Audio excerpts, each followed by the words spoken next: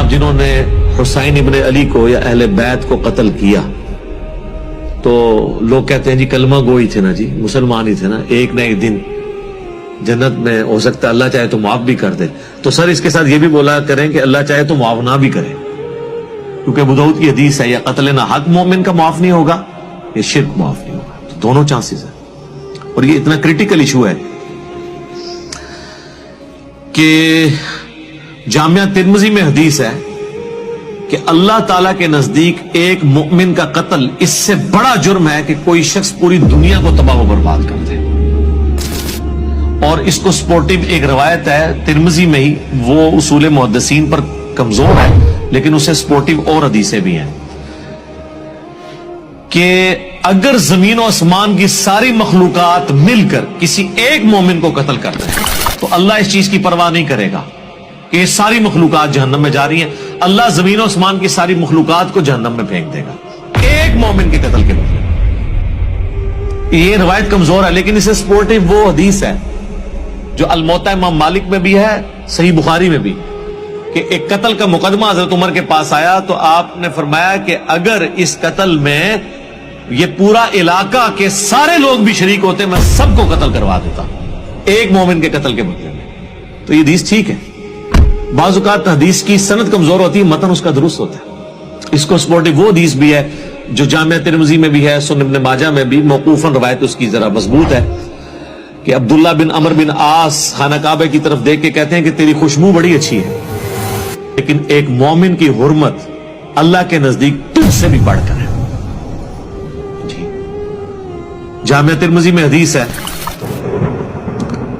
کہ سنن ابی داؤد میں بھی ہے، سنن ابن ماجہ نسائی میں بھی ہے کہ قیامت والے دن مقتول اپنے قاتل کو پیشانی کے بالوں سے پکڑ کر اس حال میں کہ اس کی اپنی رگوں سے خون بہ رہا ہوگا، وہ اپنے قاتل کو پیشانی کے بالوں سے گھسیٹتا ہوا اللہ کے عرش کے قریب پہنچ جائے گا. یعنی وہ اور کہے گا کہ اے اللہ مجھے آج انصاف دلا کہ اس نے مجھے کیوں قتل کیا. یعنی وہ مقتول کا اتنا حق ہے کہ وہ اپنے قاتل کو گھسیٹ کے لے جائے گا. اور اس کا ایک طریق جو سنن نسائی میں ہے اس میں آگے الفاظ ہیں، وہ صحابی کہتے ہیں کہ اے حکمرانوں قتل پر ایک دوسرے کی معاونت مت کرو. یعنی خصوصاً حکمرانوں کو کہا گیا ہے کیونکہ حکمران ہی اپنے وسیع تر مفادات کے اندر دوسرے لوگوں کو قتل کرواتے ہیں، ان کے پاس چونکہ اختیار ہوتا ہے. یہ کتنا کریٹیکل ایشو ہے. اس طرح کی کئی ایک حدیثیں ہیں جو یہاں پہ بیان کی جا سکتی ہیں. ایک اور حدیث جو بخاری اور مسلم دونوں میں موجود ہے، بڑی مشہور حدیث ہے، یوم النحر کا خطبہ.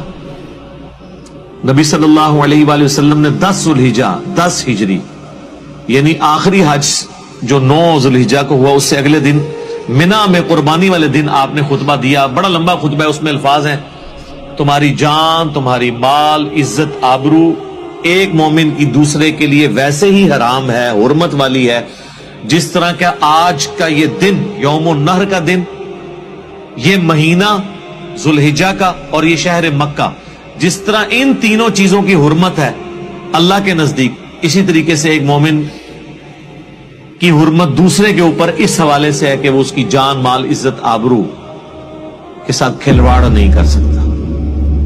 کتنا کریٹیکل ایشو ہے. تو اسلام احترام جان، احترام مال دونوں کے حوالے سے بڑے سٹرکٹ قوانین اسلام کے اندر ہیں. اس لیے قتل ناحق کے حوالے سے اتنی سخت احادیث موجود ہیں. ایک اور حدیث بڑی مشہور ہے جو میں نے کئی ایک لیکچرز میں بیان کی، بخاری اور مسلم دونوں میں ہے، کہ سیدنا اسامہ ابن زید کہتے ہیں کہ ایک جنگ میں لڑائی کے دوران ایک کافر جب میری تلوار کے نیچے آیا اور اسے لگا کہ میں اسے قتل کر دوں گا تو اس نے کلمہ پڑھ دیا. میں نے پھر بھی اسے قتل کر دیا. ظاہر ہم بھی ہوتے تو یہی سمجھتے کہ ڈر کے کلمہ پڑھا اس نے، لیکن کہتے ہیں میرا ضمیر مجھے ملامت کر رہا تھا، گلٹ تھا میرے اندر. میں نے آپ صلی اللہ علیہ وآلہ وسلم کی خدمت میں آ کے عرض کیا، اللہ کے رسول اس طرح ایک لڑائی کے دوران ایک کافر جب میری تلوار کے نیچے آیا تو اس نے کلمہ پڑھ دیا تو میں نے اسے قتل کر دیا. آپ نے فرمایا جب وہ کلمہ پڑھ رہا تھا پھر بھی تو انہوں نے اسے قتل کر دیا. تو انہوں نے عرض کیا رسول اللہ وہ ڈر کے کلمہ پڑھ رہا تھا. آئے خیر. آپ نے فرمایا تو نے اس کا دل چیر لیا تھا. جان کی مان پاؤں تو عرض کروں, لوگ تو کہتے ہیں کہ بزرگ جو ہیں دلوں کا حال جان لیتے ہیں, اور پھر ہمیں وہ ایک پوری سٹوری بنائی ہوئی ہے کہ جی کم سے کم صحابی بھی جو ہے نا درجے والا, اس کے گھوڑے کے قدموں سے جو خاک اڑ کر گھوڑے کے نتنوں میں بیٹھتی ہے اس کو بھی کوئی غوث کتب ابدال جو انہوں نے اپنے ایک کہانیاں بنائی ہوئی ہیں کلندر نہیں پہنچ سکتا. تو جب اسامہ ابن زید جیسا جید صحابی وہ یہ کہہ رہا ہے, اس سے نبی علیہ السلام پوچھ رہے ہیں کہ کیا تو نے اس کا دل چیر لیا تھا, تو اس کو کہنا چاہیے یا رسول اللہ بالکل, جب میرے گھوڑے کے قدموں کی خاک کے برابر بھی جو لوگ نہیں ہیں وہ لوگوں کے دلوں کے حال جانتے ہیں, تو میں تو پھر بہت بڑا بزرگ ہوں.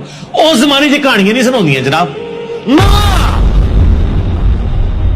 نہ بنتی ہے نہیں, سب کہانیاں بنائی ہیں. پھر نبی علیہ السلام نے فرمایا اسامہ تو کیا کرے گا جب وہ شخص کلمہ پڑھتا ہوا اللہ کے حضور تیرے خلاف مقدمہ قائم کر دے گا. اور یہ جو جملہ ہے نا اسامہ تو کیا کرے گا, یہ حضور ریپیٹ کرتے رہے, اسامہ تو کیا کرے گا, اسامہ تو کیا کرے گا, اسامہ تو کیا کرے گا, حتیٰ کہ اسامہ ابن زید کہتے ہیں میری خواہش ہوئی کہ آج سے پہلے میں کافر ہوتا, آج ہی کلمہ پڑھ کے مسلمان ہوتا, کم از کم میرا یہ گناہ تو دھل جاتا.